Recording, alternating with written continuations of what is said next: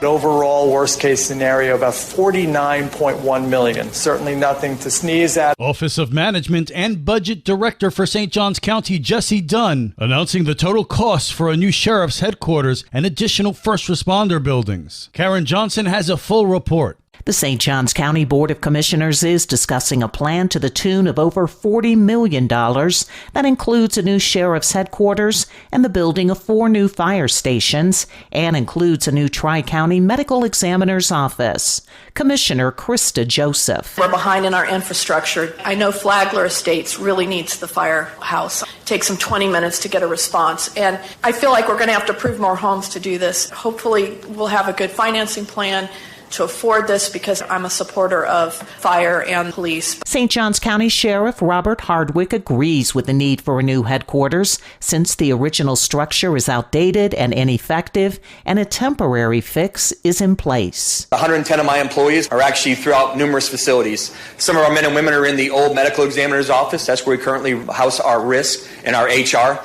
And we actually lost some space, too, as well. If you don't know, the actual annex of the jail, the original jail, which was built back in 1952, we have moved all employees out of there. Right now, the jail and the headquarters are right next to each other off US 1 and Lewis Speedway, part of a larger county office complex. My office, along with other staff members, too, about 25 of us, are in the old Wise Potato Chip Factory, which was built back in the 1960s. So we're trying to move our services, of course, out of the flood zone, make additional space as I sit in front of you probably in the next year and present to you. Sheriff Hardwick says it would take $18 million to move the headquarters to an area near State Road 16 and I-95 near the training center.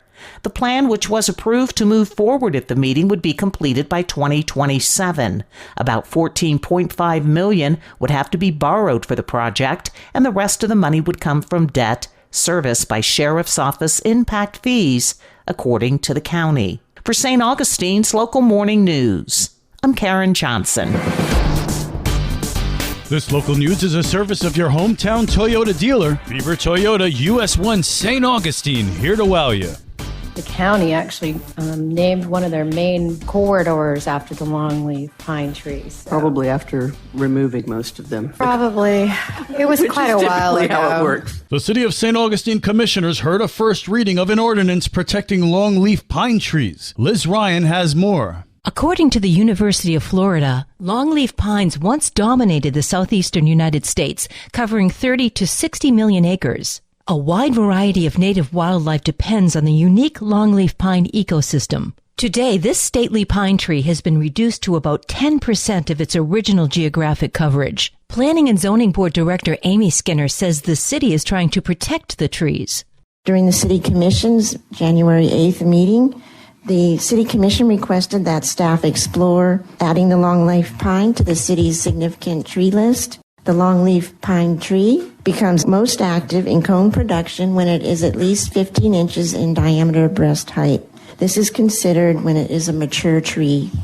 Staff recommended amending this section to include the longleaf pine at 15 inches DBH, with the exception for bona fide agricultural uses. The City Street Tree Advisory Committee has also discussed this issue and recommended the longleaf pine be added to the list. This was a first reading of this ordinance. For St. Augustine's Local Morning News, I'm Liz Ryan.